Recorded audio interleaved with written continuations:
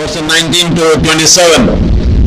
And these are the days I'm studying the book of James, and I would like to speak to you because James is the practical book in the Bible where every practical things are dealt with. And this morning I would like to ask you, before I preach my sermon, I would like to ask you, how many of you are being cheated or deceived? How many of, can I see your hands? How many of you are cheated by others? Cheated by others. Can I see your hand little? Yes. Okay. I don't dare to ask the second question. How many of you have cheated? No, I don't dare to ask that question. Now in this world, we are living in a very sinful world. And we are living in a very defiled world. Also, we are living in a deceived world.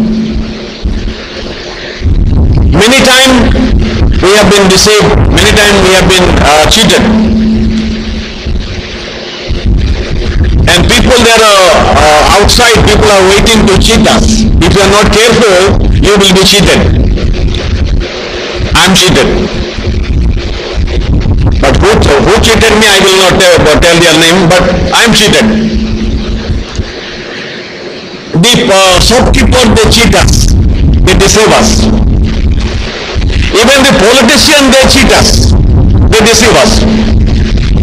They told us, Akshay Din is coming. But Bure Din has come.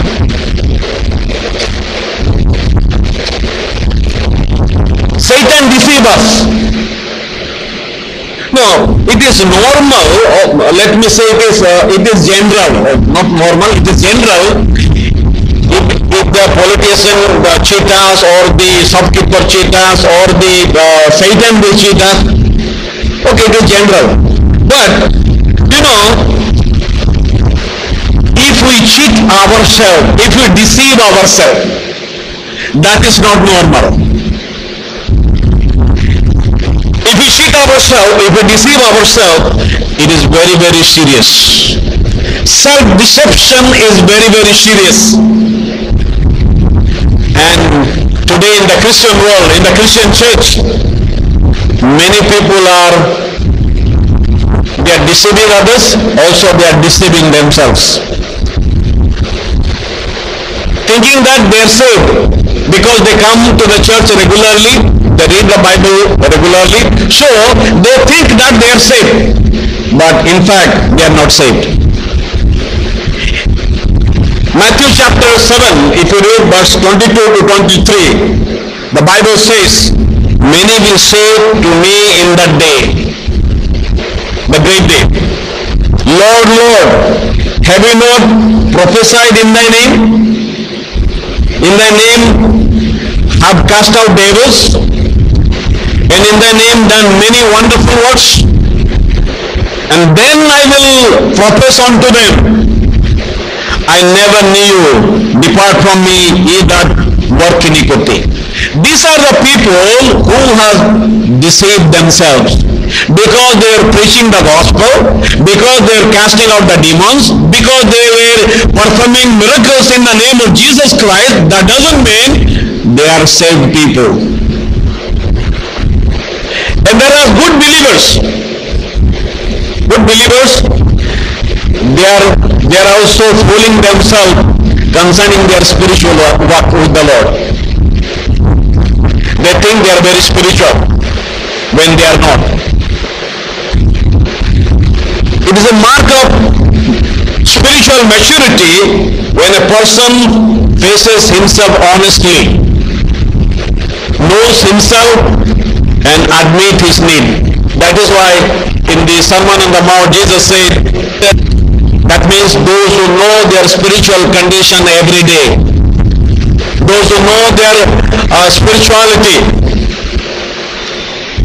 But the immature person, he pretends that he is very spiritual, because Revelation chapter 3 verse 17 says, it says, I am rich and increase with goods, I have need of nothing.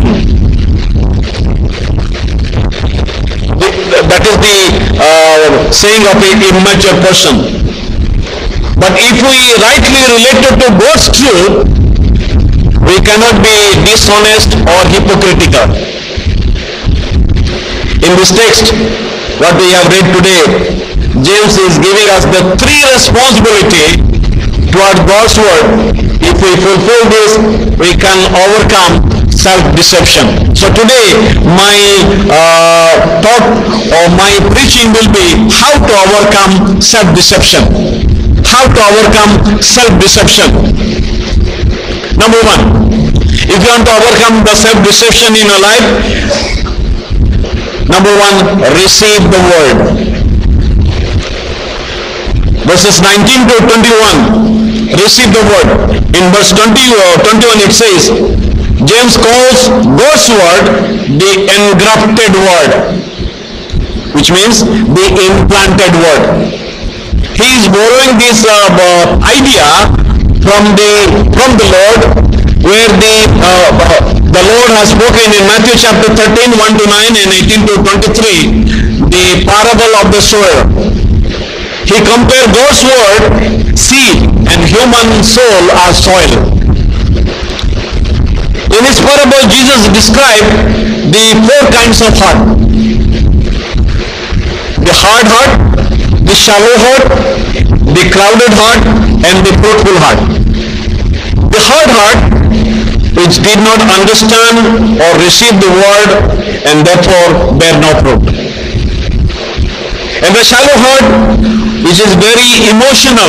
When they are in the church, when the drum beats, when the choir sing, they are very happy. They sing and they shout hallelujah and praise the Lord. But when they go back to their respective place, in their workplace, there is no root. That is stony heart. They feel very emotional in the church, but when they go, their Christian life is very shallow and no fruits. And the third kind of heart is the clouded heart, which lack repentance and permits sin to crowd out the word of God. It is the thorny heart. Every kind of thought, it chokes the person. And the final soil which Jesus described in the parable is the good ground. That is the fruitful heart,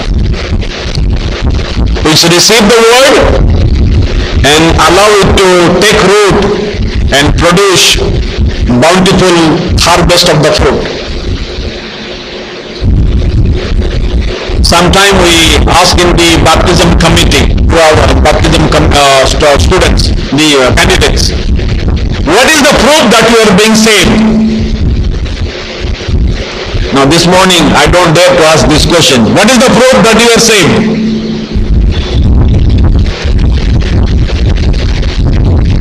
What is the final test of salvation? The final test of salvation is the fruit. It means the changed life. The character, the Christian character and the Christian conduct. If you are a changed person, if you are a saved person, if you have received the salvation of the Lord, then there is a change, there is a transformation inside and outside. We remain all the year same, year after year we are the same people, no transformation, no change, but still then we claim that we are saved people. Now I will tell you, there are certain things in the life of the changed people. Those who have received Jesus Christ as their personal Lord and Savior, they have a heart for winning souls to Christ. They have a desire, they have a passion to win souls for Christ. Because they knew their condition, they were lost in sin. But after accepting Jesus Christ, now they know their value. They have received the eternal life. Now they have a passion to win lost souls. My friend, this morning, if you do not have any passion for lost souls, please check your life for the salvation that you have received. If you have no desire to share your faith with others, then I have some question to your faith. A saved person has a growing in holy living. No, he will feel suffocated where there is unholiness. He will not say, okay, let everybody is doing, let me also do. No, he will not say that. He will grow in holy living. And also is a very generous. Sharing his material possession with others, those who do not have. Romans chapter 15 verse 28. And there is a spiritual character, good works, and praising God. Now, in order to be revived, if I ask you, do you need revival? You will say, yes, Pastor, we need revival in our church. Now, in order to have a revival in our church, what do? We conduct revival meetings. We invite revival preachers. We sing revival songs. But after the revival meeting is over, the revival also is over. Revival will not come that way. Revival will come by God's word. And the real fruit has in it the seed. Because Jesus said in John chapter 15 verse 1 to 5, you will have more fruit and much fruit if you remain in me. If you abide in my word, if you receive my word. But the word of God cannot work in our life unless we receive it in a right way. The word of God is powerful, but if we do not receive it in a right way. Now I do remember my childhood story. My grandma, when I was a little boy, me and my younger brother,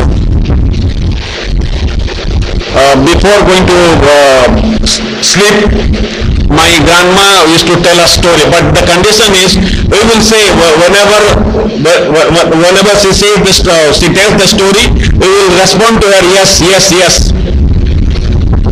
It was a long story, so I fell in sleep. The story was completed, over. All of a sudden I woke up and said, yes, yes. And my grandma said, the story is over.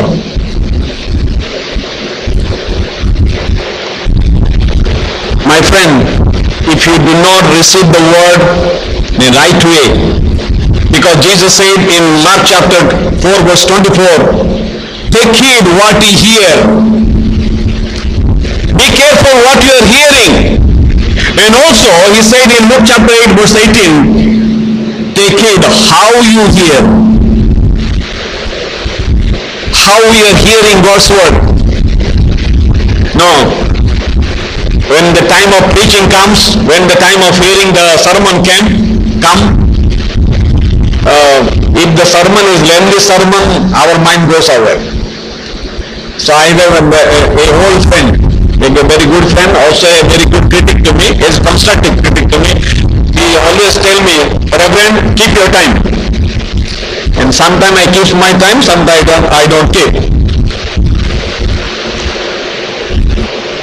Many people have hearing problem. No, you people don't have a hearing problem. Many people have a hearing problem. Many people have hearing problem with hearing God's word. They have an itching ear to hear God's word. But they can sit outside of the church. When we conducted the BVS, convocation program, when the cultural program was conducted, I have watched till 9:30. There are some people watching. You know why? Because the program they enjoyed. Christians, they are not able to enjoy God's word. Now, The question is what kind of Christian you are. One day our secretary, after the Sunday worship service, he took me to a very unknown place. And there was a cricket match. Of course, it was this university. And there was a cricket match between the inter-universities. So the players were playing. I had no interest in cricket. So the people, those who have organized, they brought some snacks and coffee. I never enjoyed the cricket. I enjoyed the snacks and the coffee. Do you know why? Now I know a little bit about crickets. I don't know any rules and regulation of cricket. Now I know what is LBW. Now I know what is wicket. Now I know what is run out. But at that time, because it is my ignorance that did not make me enjoyable. And there were some young people, they were shouting, encouraging their player. And in my heart I was saying, why this fellow is shouting? Because if you do not understand the word of God, you cannot enjoy the word of God. Many attend the Bible classes, Bible studies, church worship service. They attend the Bible meeting, but they do not grow in their spiritual life because they do not understand. Hearing, they hear not, neither do understand. Matthew chapter 13 verse 13. Now, whose problem? Is it the fault of the pastor or preachers, or it is the fault of the hearer? Who is to be blamed? Is it the pastor or the preacher to be blamed, or the hearer to be blamed? Now Hebrews chapter 5 verse 11, it says, it is possible to be dull of hearing. Do you know why? Why people, they do not hear God's word? Why they do not pay much attention to God's word? Because the decay of spiritual life.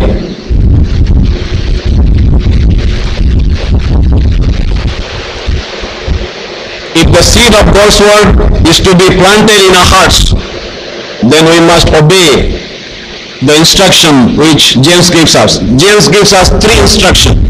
In verse 19, he said, swift to hear.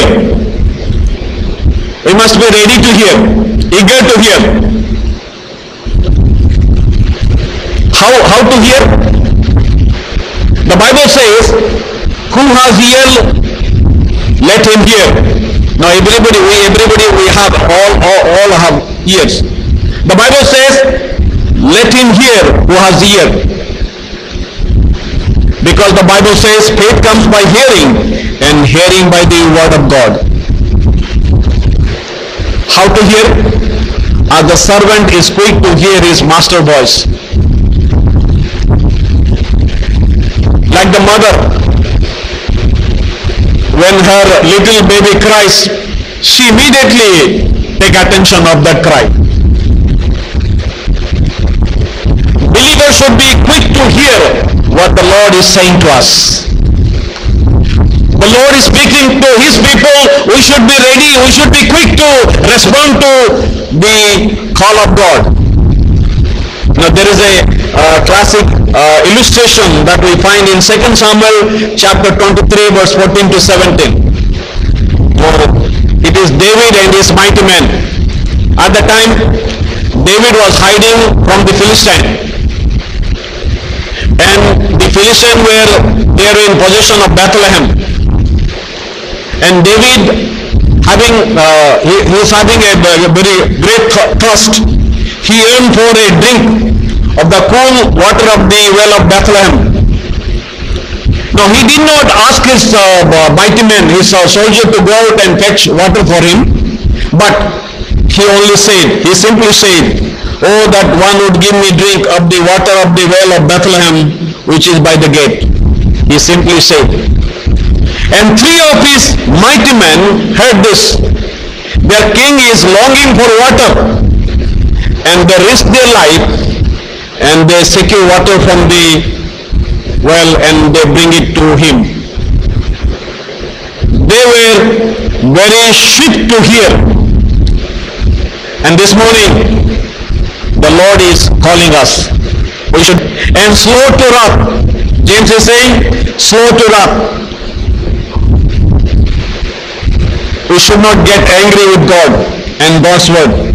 Bible says in Proverbs chapter 14 verse 29, he that is slow to wrath is of a great understanding, but he that is hasty of spirit exalteth fully.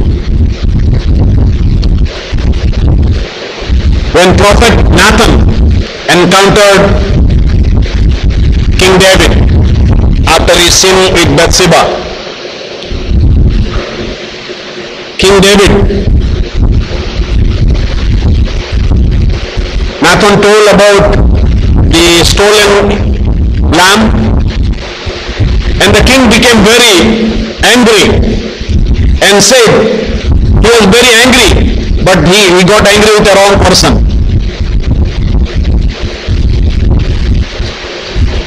When David's blood pressure was high at the time, Nathan said, you are that man.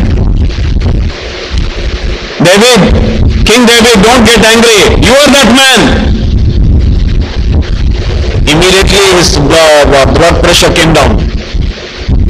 And David confessed his sin and said, I have sinned against the Lord. Peter was slow to hear but swift to speak and swift to anger. He almost killed a person with the sword. Now today many of our family fights or church fights are the results of short temper and hasty word. Now today many conflicts take place because of our short temper and hasty word. Now there is a godly anger against sin. If we love the Lord, we must hate sin. Someone said, temper is such a valuable thing, it is shame to lose it.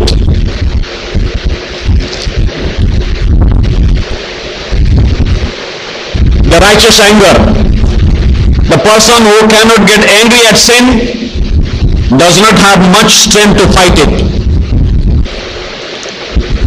And the third things which James advises is slow to speak. We all have 2 ears and 1 mouth, which remind us, listen more and speak less. Many times we argue with God's word. If not audibly, we argue with our mind. The Bible says in Proverbs chapter 10 verse 19, he that refraineth his lip is a wise. In the Luke Gospel chapter 10 verse 29, the lawyer, he argued with Jesus Christ, asking question, who is my neighbor? James saw the human heart as a garden of it. If it left to himself, the soil would produce weeds. He urged to pull us out the weeds and prepare the soil for the implanted word, the word of God. Now how do we prepare the soil of our hearts for God's word? Number 1, by confessing our sin. Secondly, by meditating on God's love and grace. And thirdly, we must have the attitude of meekness. Unless we are humble, meek, we cannot submit ourselves. If you do not receive the implanted word of God, we are deceiving ourselves. We are deceiving ourselves. The second point, we must receive God's word. Also, the second, we must practice God's word. Verses 22 to 25. It is not enough to hear God's word, but we must do it. Many people, what they do is, they have mistaken idea of listening God's word. Listening to good sermon or Bible study, that will make them very spiritual. Now, unless and until what you have heard, if you do not put into practice, you will not grow spiritually. It is only, they think it is only hearing, but not doing. Now, Christians, they mark their Bible, but their Bible never marked them. If you think you are a spiritual because you hear the word, you preach the word, you quickly quote the word, you are fooling yourself if you do not put into practice. In the previous paragraph, James is compared the word as a seed. But in this paragraph he is saying God's word is a mirror. Now this morning we all have looked at mirror, our faces. And this morning, let us look into discover three ministry of God's word as a mirror. What the mirror does. Number one, it examines. The main purpose of having a mirror is to see ourselves clearly and make ourselves look as clean and neat as possible. As we look into the God's word, the mirror, we see ourselves as we really are. Many times in the sight of others we are very nice person, we are very righteous, religious, we are very spiritual. But in front of God's word, in front of the mirror of God's word, you can know what kind of person you are. Now James is pointing out several mistakes people make when they look into God's mirror. Number one, they simply glance at themselves. They simply look at themselves. They do not carefully study or read God's word. Because they read the word carelessly, and cursory reading of the Bible will never reveal your deepest need. Simply reading like a newspaper, it will not reveal your deepest need. You need to take time, sit down in the presence of God quietly and read your Bible. Then God will speak to you. And then you will know who you are. Now there are two kinds of photography. Number one, everybody in our camera also take photo, also cell phone also take photo. And today's world, people are very fond of photographs. Everybody they takes photos. Even in the church service also they take photos. Now selfie photos. Now there is another photograph that is X-ray. In the X-ray, the inner bones you can see. But in your mobile or the camera photo, you see only what? Your outward appearance, how beautiful you are. But if you go to the X-ray, you can see your bones. My friend, God's word is like X-ray. It tells your inner being who you are.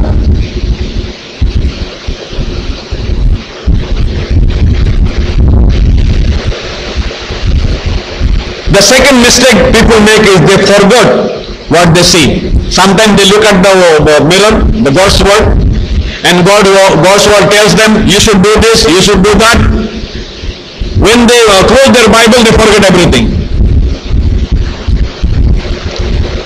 If they were looking deeply enough into their hearts, what they would see would be unforgettable. Remember, the saints in the Bibles, how they responded to the true knowledge of their hearts. Prophet Isaiah, when he saw the Lord is highly exalted, seated in the throne, then he had a vision of himself. And he said, "Woe unto me, I am undone." Prophet like Isaiah, he said, "Woe unto me," because he sees his real picture. He says, "I am a man of unclean lips, and I live among the people of unclean lips." Peter, He said to Lord Jesus Christ, "Depart from me, I am a sinful man, O Lord." And Job, the most righteous man in the Bible, yet he confessed in Job chapter 42 verse 6, "I abhor myself and repent in dust and ashes." He said, "I abhor myself, I hate myself, I'm a sinful man." And the third mistake they make, they fail to obey what the Word of God tells them. When the Word of God tells them to do, they fail to obey. They think that hearing is the same like doing. We Christians, we enjoy substituting reading for doing, talking for doing. Now today in the Christian world, the Christian leaders, they have endless committee meetings, conferences, workshop. The conference is about evangelism and church planting. Big meetings. Bishops and archbishop and moderator, pastors, directors, coordinators, all these big people that come there. And there will be a PowerPoint presentation. Very big talks. And after the meeting is over, everybody goes to their own respective places and they forget about what they talk about, what the conference was. No. It is nothing wrong to have a conferences or committee meetings, but we must do it. We must do it. My friends, unless and until you go and preach the gospel, Bhubaneswar cannot be reached. Until and unless you reach your own colleagues, Bhubaneswar cannot be reached. God has not given you the salvation only to enjoy yourself, but He expects that you should go out and tell people. If you have to use God's word as a mirror profitably, we must gaze into it carefully and very seriously. No quick glance will do. We must examine our hearts and examine our hearts in the light of God's word, because it requires time, attention, and sincere devotion. Mirror of the God's word. It not only exposes our true image, but also it also cleanses us from all our sins. Because 1 John chapter 1 verse 9 says, if we confess our sin, He is just and faithful to forgive our sins and to cleanse us from all unrighteousness. The Lord, He helps us to examine ourselves, and then He restores us, and then He transforms us. Our responsibility is to receive the word, to practice the word. If we do not receive and practice, we are deceiving ourselves. The third thing to overcome self-deception is we must share the word. If you read verse 26 to 27, you come across the word pure religion. And pure religion has nothing to do with ceremony, temple, or special day. It is practicing God's word. In the New Testament, you can find that word 5 times. Pure religion means practicing God's word, sharing it with others through speech, services, and separation from the world. Speech. There are many references in the scripture. Tongue was the serious problem. It is the tongue that reveals the heart. In the olden days, when you go to the doctor would say, open your tongue, show your tongue. By examining your tongue, they were able to tell what kind of disease you have. So tongue is the root cause of many problems. Because if the heart is right, our speech is right. The control tongue means control body, control life. The second thing he says, service. After we have been saved, the mirror tells us that there are other people, those who need your service. Isaiah first saw the Lord, then he saw himself, then he heard the word of the Lord. The word came to him, who will go for us? Whom shall I send? And Isaiah said, here am I, Lord, send me. And the third thing, separation from the world. By the world means society without God. Satan is the prince of this world. Our children of God, we are in the physical world, but we are not of this world. We are sent into this world to win people for Christ. It is only through maintaining our separation from the world that we can save others. If you mingle with others, if you live like others, we cannot be a salt or a light. We cannot be his witness, because friendship with the world, it will lead us to the love of the world. If you are not careful, we will be conformed to this world. The classic example we find in the life of Lot. Now Lot, he pitched his tent towards Sodom, and then he moved to Sodom, and finally he lost his testimony. But Abraham, he remembered his nephew Lot is there. So he pleaded for the life of Lot and his family. My friends, you are saved and you are going to heaven, but there are people, there are relatives, there are friends who need to be saved. But you can do that unless and until you are separated from the world. And Jesus is calling us to lead a separated life, a sanctified life, a clean life. If you do not lead a clean life, we are deceiving ourselves. In order to overcome the self-deception, we must receive the word, we must practice the word, and also we must share the word with the people. May the Holy Spirit help us to practice this word that we have listened today. Let us pray.